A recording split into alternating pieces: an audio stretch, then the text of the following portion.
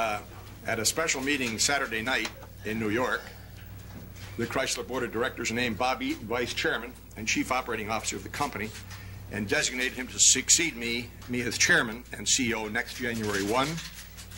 As I announced last September, I'll be leaving at the end of the year. I will remain on the board and will continue as Chairman of the Executive Committee. Now, Bob Eaton may have spent the last 29 years or so, a little over, at General Motors, but the board selected him because he fits in with the management philosophy and the management team that we've built here at Chrysler. Now, for these and a lot of other reasons, the board decided that Bob Eaton was the right man to lead Chrysler through the decade of the 90s and into the 21st century. It's amazing what youth does for you. You can talk about the 21st century. And I agree with this decision 100%. Now, as you would expect, it was not an easy decision. We were very fortunate to have a number of candidates inside the company and outside, all of whom were qualified for this position. The board did a painstaking, you might say almost exhaustive review of every one of them. Some of you called it embarrassingly slow. It didn't embarrass us, it may embarrass some of you. It wasn't methodical. They were doing their job, and maybe you were the only guys in haste, but we think it was done right. Bob Eaton was selected, though, simply because he was deemed to be the most qualified. I'd like to make this point clear because there's been a lot of speculation about this selection process, some of it, I might add, right off the wall. This was a positive decision by our board. This was not a negative decision. The board didn't find anything wrong with any of the many candidates we looked at. It simply found something very right about Bob Eaton, right for this company at this time.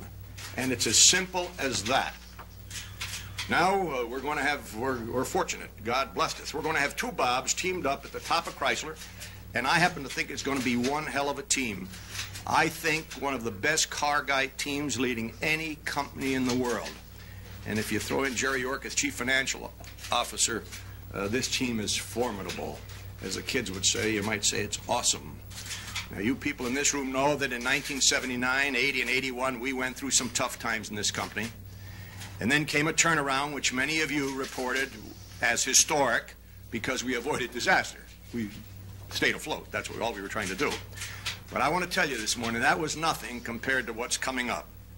So you get your pens and pencils or whatever you use these days in the media, get them ready because I think we're poised in this company for a mind-boggling performance in the next couple of years.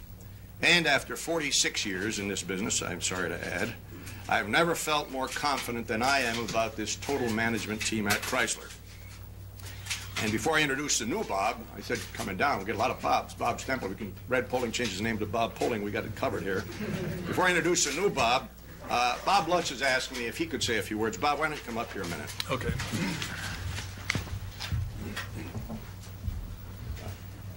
Thank you, Lee. I'm sure that you're asking yourself the question, am I disappointed? And of course I am. I mean, who wouldn't be under the circumstances?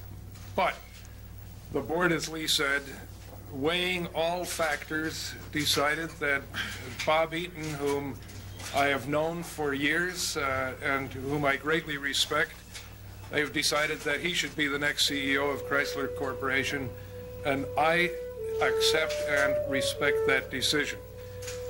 Being a team player, which I like to think I am, means that you don't sulk or quit when the decision is made that somebody else should be the captain of the team. Especially, you don't sulk or quit when the captain of the team that's selected is somebody of the caliber of Bob Eaton, who shares all of the same values of the team that I've been privileged to lead in operations for the last 2 years, which is total focus on customer satisfaction, teamwork, world-class quality, and absolute vehicle excellence and lean production. And I'll tell you, every time I go to Europe, I would look at all of the new Opels, the Vectra, which, by the way, we bought one or two to analyze for some of our upcoming products. We bought it about 2 years ago. I always told myself, boy, Bob Eaton's doing a great job over there. Never, of course, dreaming that he would be my boss. But I agree with Lee, even if this does sound a little bit self-serving. I think the combination of officers, top officers, that are going to lead this corporation into the future is, in my judgment, now even stronger than before, and without question, the best in the industry. Thank you. Thank you. Well, thank you very much, Bob. And I guess why don't both of us now officially welcome Bob Eaton to Chrysler, huh? And, come up here, Bob.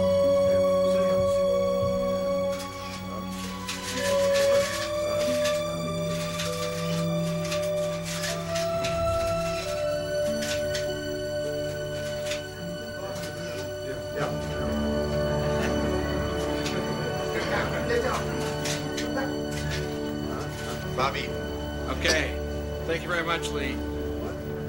I think I remember that someone once said, asked Lee when he first came to Chrysler back in 1978, he said something to the effect that this happened to be the best job available in the whole auto industry at that time. Well, obviously I could say the same thing today, but I could obviously also say that having the chance to lead Chrysler at this particular point in time has to be the best job in the whole auto industry, period. But believe me, it's an honor to be here. I can honestly say that I'm looking forward to the months and years ahead more than I'm